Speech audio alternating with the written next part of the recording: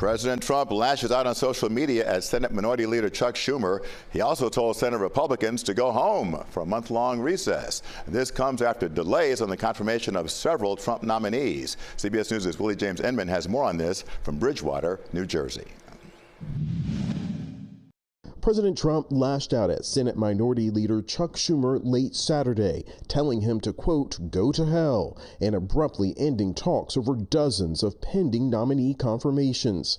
The president's Truth Social tirade came just hours before lawmakers were expected to strike a deal. Instead, the president told Republicans to, quote, not accept the offer.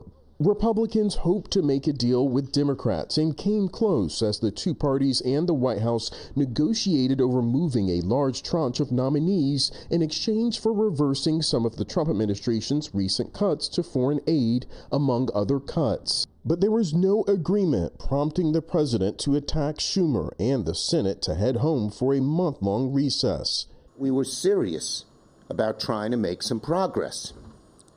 But ultimately, Trump wouldn't agree.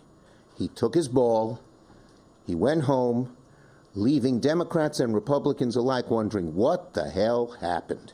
Prior to the face-off between the president and Senator Schumer, the Senate rapidly voted through a number of nominees. Among those given a green light, Jeanine Pirro, who was confirmed 50-45 as the U.S. Attorney for the District of Columbia.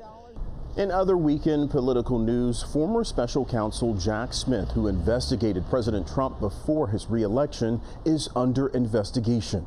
The investigation follows a complaint from Arkansas Republican Senator Tom Cotton, who wrote on X that Smith's investigations of President Trump were politically motivated.